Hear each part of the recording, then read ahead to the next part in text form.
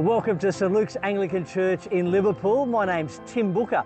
I'm the 16th Senior Minister of this historical Anglican church. I'd love to tell you a little bit about it. The story begins with Governor Lachlan Macquarie, who arrived in New South Wales in 1810, and he was determined to bring order, civility and moral reform to a struggling colony. For Macquarie, towns required churches, and he saw Christianity as central to shaping society. Now, that same year he founded the town of Liverpool, named after the Earl of Liverpool, and his plan was to make Liverpool a model settlement with a church at its centre, a visible reminder that faith was to be the foundation of community life. Macquarie himself granted the land on which St Luke's now stands, and he authorised funds for its construction, making this one of his personal projects. One of Macquarie's closest associates and friends was Thomas More. He was the colony's master shipbuilder at the time, and also a man of strong Christian faith. Moore's personal story is remarkable. He married Rachel Turner, a former convict, and together they lived a life of generosity and devotion to Jesus. Though they had no children together, they left a remarkable legacy.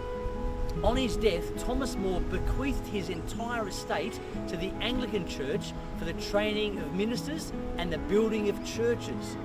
From that estate, More Theological College was established here in Liverpool before later moving into Newtown.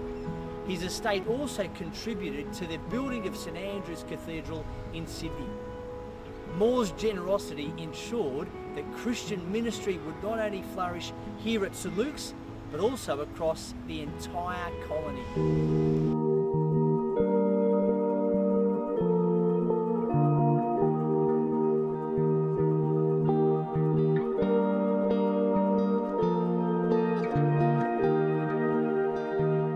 The design of St Luke's was entrusted to Francis Howard Greenway, a convict transported for forgery. Greenway became one of the most influential architects of early Sydney. He designed many of its enduring landmarks, including Hyde Park Barracks and St James Church. For Liverpool, he produced this Georgian-style church of symmetry and strength, elegant in its simplicity and built to endure. Yet, Greenway's sharp eye for design was matched with a difficult temperament, which soon resulted in conflict with the men tasked to build his design.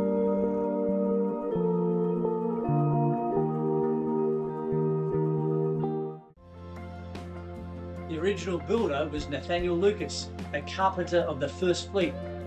Lucas had already played a significant role in the colony's architecture, but he struggled to work with Greenway, who described him as a drunk and deranged. Before the work was completed, Lucas tragically drowned on the banks of the Georges River at age 54. The task then of finishing the job at St Luke's was handed over to a builder named James Smith. But Greenway's demands continued. He accused Smith of using poor quality sandstone and forced him to replace it at his own expense. The delays and the additional expenses bankrupted Smith. But despite these challenges, the building was finished in October 1819. Liverpool has its first church, a structure both costly but enduring, reminding us that God's work is often accomplished through human weakness and struggle. When the Reverend Robert Cartwright arrived from Windsor in 1819, the St Luke's building was not yet complete. The walls were unplastered, there were no pews, no pulpit and no furniture. Until then, services had been conducted in the local schoolhouse, but Cartwright considered that inadequate. So on St Luke's Day, 18th of October 1819, Cartwright led the very first service inside the unfinished building.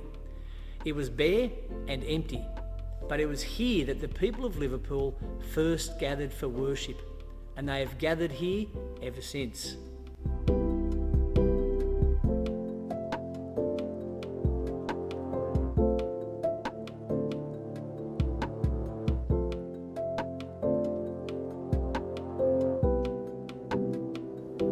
Now, this hasty start brought about criticism.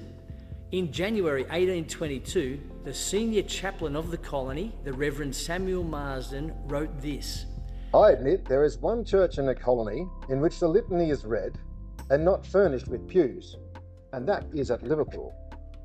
The Reverend R. Cartwright, without due consideration, entered that church without pulpit, desk, or pews, but he has repented much ever since for doing so.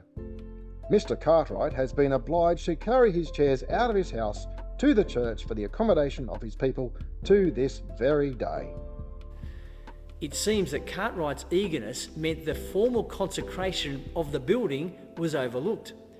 St Luke's remained unconsecrated until the 10th of March 1956, when Archbishop Howard Mole consecrated the church during the 150th celebration of Moore Theological College.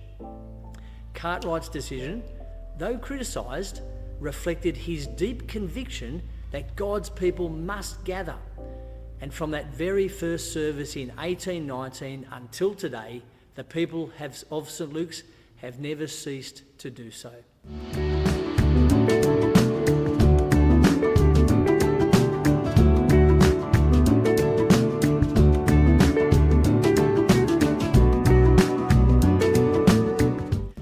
Inside the tower is a rare gift, a clock presented by King George III. Only 3 such clocks were sent to the colony, and the one here at St Luke's is unique.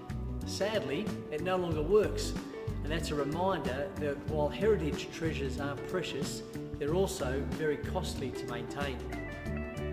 Now, later generations added stained glass windows, each telling stories of faith, sacrifice, and service.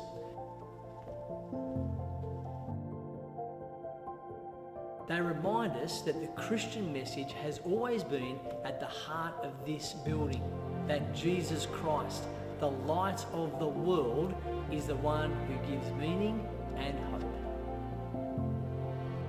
Over the decades, St Luke's saw repairs and renovations. The tower was strengthened, a bell was installed, and electricity was introduced. The 20th century brought hardship and resilience.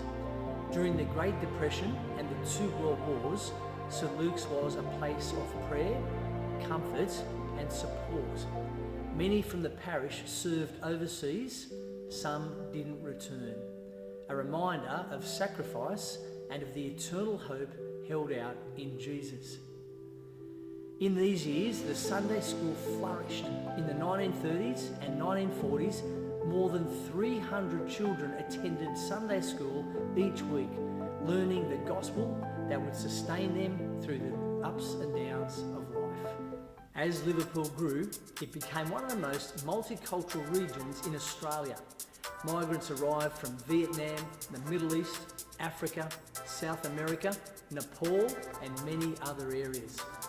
St Luke's has welcomed all of these communities.